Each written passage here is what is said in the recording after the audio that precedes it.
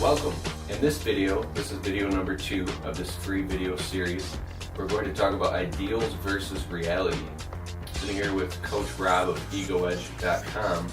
You have an awesome article you put together called Ideals versus Reality. It really goes with what we talked about in the first video, which was ego versus self-esteem. And if you haven't watched that video, go back and watch it, because that's really the foundation of what we're talking about in personal mastery. So what did we talk about in the last video, real quick to recap? Sure, we talked about how ego is a substitute for self-esteem. And becoming off balanced and polarized, like you were saying, right? Well, yeah, our ego is not the truth. And so we're most centered when we're centered in truthfulness. So if we're over here in something that's partially true, or something over here that's non-truth, and we're centering there, that's off balance. So being off balance it's suffering. And that's not necessary. We could come back to truthfulness and be centered in truthfulness, and we're wired for it by nature. Yeah. But our egos or our psychologies often think that truth is too overwhelming, or it's too much. As soon as it comes up, you're like, can't deal with that. Just you don't understand. Yeah. Or whatever. Shh, don't say that around, all this kind of stuff where you're blocking truthfulness. Creates these patterns where we suffer. And then we lose our ability to be among truthfulness. Or we can cause suffering too. Absolutely. And that's exactly what happens. We suffer and we cause suffering. Unnecessarily, because of being stuck in these ideals. What are more examples of ideals? If I made more money, I'd be happy. Yeah. Is an ideal. If only this person would give up their anger, they would be happy. Is an ideal. They might have more room for happiness. Doesn't mean they'll choose it, right? So realism and idealism are neighbors, but there's a difference to them. Idealism is kind of a feedback loop. Just give me a couple seconds here, I'll explain how that works. Yeah. If you start out idealistic, that means psychologically valuing the need for a person, place, or thing to only be a certain way. Only be a certain way. Right. And anything outside of that is not ideal. It's not ideal. When that doesn't, work out often enough or easy enough, that's frustration. So we become frustrated. When we get frustrated too many times, we become defiant. Like, if you would only, Wow. We start to get it's an escalation of sorts. When that defiant is encountered too many times, we finally resign. Resign, or resignation, comes in 2 different forms. The first form, passive-aggressive. And the second form is surrender. So if we look at passive-aggressive is being stuck solid psychologically. Just stuck. That's right. Is that trapped? Yeah, that's trapped on your ideal. So unresolved resentment occurs. Wow. Unresolved resentment. And it's stuck. Solid. And so there's no movement.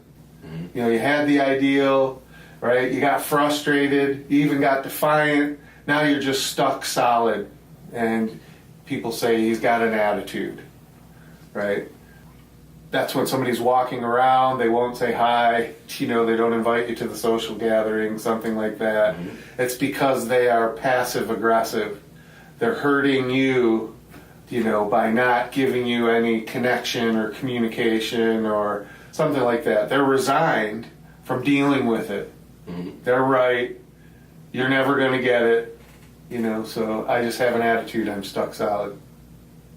So passive-aggressive, being stuck solid on an ideal with negative emotions, it's a psychological sticking point, or stuck point. Now, the other form of resignation is surrender. And that's when you kind of get it. You're like, you know what, I'm giving up psychologically on my original ideal. This is healthier because it allows room for increased emotional adjustment. So you're not stuck. You can actually move because you've just surrendered the ideal. And so you can increase your awareness levels, and more decisive action and overall quality of life can be experienced now. So I know you're talking about in that circle up here being stuck in ideals, but when you come down and you rest in this, you can make progress. Well, we're getting close to that point. Okay. Yeah. We're at the tipping point because surrendering is the tipping point of this. So it's the next growth step. It's moving towards becoming the next step, which is aware. In an ideal, you only hold the ideal. When you go through frustration, defiance, and resignation in the surrendering form, you're not resisting or blocking, you're just, you're available again for what's going on. So you're aware, right? Does that make sense? Yeah. So when you're aware, you can start to look around and become decisive based on what's really going on in the moment, because you're aware of it. You're not blocking this stuff because it doesn't line up with your ideal. You've surrendered back to awareness, and you can be decisive. So when someone is going through this and they're stuck in an ideal and they're going through this process, what about in real life stuff? They just got in a fight with their husband or their wife and accused of something, or maybe they got fired from their job, or maybe they're beating themselves up driving in road rage in traffic, just screaming or yelling at someone on the phone because they're stuck in this ideal, but they're now aware and they're going through this process. I know I'm throwing a curveball at you, but in the real life tangible, I just want to tie it in. How do you do it in real time? Well, you have to become aware of it first. Then the answer is in there by getting yourself out of the loop. Let's see. So when you increase your awareness, and you can be decisive now based on things that are actually in the moment, where when you're idealistic, you're blocking the things in the moment because you're striving for an ideal that's not in the moment. Does that make sense? Yeah. So once you start to make decisions and you're moving ahead based in reality, you start to become committed to your decisions. And this is what happens when new decisions create new beliefs and values, and thereby provide new conflicts with what's going on in the moment. And if you're not careful, you become idealistic again because of your overcommitment. Like you were talking about resting. So by resting down in that surrendered to the moment, but being aware of what's really going on in the moment, being able to make decisions based on what's really going on in the moment is where your all possibility exists, new possibility exists, where your self-esteem exists. You're actually present with all that is down there. So if you're talking about somebody being angry or upset, you're going to be able to understand what's really going on down in that area better than trying to make them wrong because you're idealistic about, they should stop being so reactive, or they should, whatever, maybe they drink too much or they smoke too much or whatever it is that you are angry about. They're not those things. They're not, what you need them to be idealistically. So if you're too attached to that, you're just struggling against yourself. And so you're suffering, and that's not necessary. And if they choose to suffer, that's something that might not be your choice. So we have to look at these things more closely. They're more complicated than, I think, a simple question or answer. But just by understanding that your ideals can go in a loop, you get frustrated, you get defiant, you resign, you become aware and decisive, you become committed to those, and you're back to idealistic if you're not careful. So where you want to be down is, in the surrendering and awareness and decisive segment. And when you can rest there without losing your self-esteem, feeling like you're attacked or diminished or that the world is taking something from you. Oh, because this is all personal mastery. This is personal mastery, right? Yes. So to talk about resting down there to somebody who has been really hooked up and deeply rooted in, from everything I've learned, their ideals and rooted in their ego, right? And having to depend on having this egoic form of esteem. Right. It's a replacement. It's a false sense of security. Yes, that's constantly needing some type of external validation or something to feel right before they can move That's forward. Why it's false. Instead of just being in the moment, right? Yeah. Being in the moment. Self-esteem is self-generating. It And you have doesn't need exercises for that. I mean, I know you go through the stuff, and it's probably common amongst a lot of your clients because you do personal coaching, right? But can it feel to let go of all that initially, like ego death?